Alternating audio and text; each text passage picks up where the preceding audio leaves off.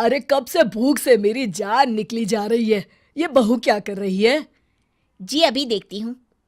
कोकिला जैसे ही रसोई घर में पहुंचती है, उसकी बहू सुधा फोन पर बात कर रही होती है। अच्छा ये बात है, अभी बताती हूँ इसे। क्यों रे कुलमुही, तू यहाँ फोन पे गप्पे मार रही है? अम्मा जी मेरे बाल। इतनी देर से रसोई घर में घुसी क्या कर रही है, हैं? अभी तक रोटियां नहीं बनी तेरी? अम्मा जी, वो मेरे पिताजी से बात कर रही हूँ। अरे तेरा बाप तो एक नंबर का सुदामा है।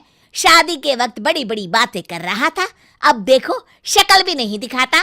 ऐसे आदमी से क्या बात कर रही है?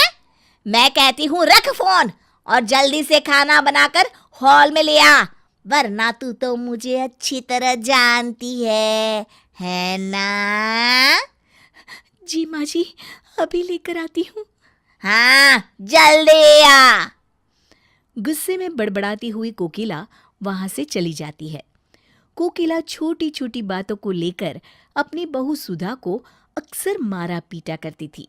अपनी पत्नी की इस हालत से अनजान सुधा का पति सूरज एक दिन ऑफिस के काम से दूसरे शहर जाने की तैयारी कर रहा होता है कि तभी, इसे भी रख लीजिए जी। अरे इस डब्बे में क्या है भाई? बड़ी अच्छी खुशबू आ रही है। रास्ते में खाने के लिए मैंने आपकी पसंद के आलू के पराठे बनाए हैं। ठीक है, इसे बैग में रख दो। अच्छा सुनो, अब मैं निकलता हूँ, तुम अपना ख्याल रखना। हाँ जी। सूरज वहां से चला जाता है। इस तरह सुधा के पति के दूसरे शहर जाते ही उसके सास ससुर के अत्याचार और बढ़ जाते हैं। तंग आकर सुधा घर छोड़ने का मन मना लेती है और जब सुधा अपनी सास के साथ बाजार से सब्जी खरीद रही होती है, तभी सुधा मौका देखकर अपने मायके जाने वाली बस में चढ़ जाती है। अरे ये नालायक कहाँ चली गई? कोकिला बहू को बाजार में ढूंढने लगती है। तभी उसकी नजर रीटा पर पड़ती है, जो एक चोरनी होती है और उसकी शक्ल हूबहू सुधा से मिलती है। अरे करम जली, तू यहाँ क्या कर रही है? कब से ढूंढ रही हूँ तुझे। भगवान तेरी जैसी बहू किसी को ना दे। पूरा बाजार घूम घूम के मेरी हालत खराब हो गई। और ये अचानक तूने ये अजीबोगरीब कपड़े कहाँ से पहन लिए? अब सीधी तरह घर चल, बहुत देर हो गई है। अरे ये बेवकूफ मुझे अपनी बहू समझ रही है। अच्छा है, बुढ़िया पैसे वाली दिखाई देती है। इसके घर तो चोरी करने में मजा आ जाएगा। रीटा कोकिला के साथ उसके घर चली जाती है। अगली सुबह, अरे ओ मेरी निकम्मी बहू, सुबह के 10 बज चुके हैं और तू अभी तक अपने कमरे में आराम फरमा रही है। लगता है जब तक 2-4 तुझे पड़ती नहीं ना, तेरी अकल ठिकाने नहीं आती। चलो उठ अब जल्दी और मेरे लिए नाश्ता बना कर लिया। अच्छा तो ये बात है। इसका मतलब है कि इसकी बहू इससे तंग आकर घर छोड़कर चली गई है। ये तो एक नंबर की चांडाल सास है, इसे तो सबक सिखाना पड़ेगा। अरे तू पागल हो गई है क्या बुढ़िया, जो मुझे नाश्ता बनाने के लिए बोल रही है? नाश्ता तो आज तू बनाएगी और मैं खाऊंगी। हाँ देखो किस तरह जबान चल रही है इसकी, हैं? अरे सासू माँ, सिर्फ जबान ही नहीं बल्कि हाथ पैर भी बहुत अच्छी तरह चला लेती हूँ। तुमने सुना कोकिला, आज तो ये कुछ ज्यादा ही बोल रही है। आप हटिए जी, देखती हूँ मैं इसे। अरे रुक जा कलमुही, अभी मजा चखाती हूँ मैं तुझे। कोकिला एक छड़ी लेकर रीटा को मारने के लिए आगे बढ़ती है। रीटा कोकिला के हाथ से छड़ी छीन लेती है।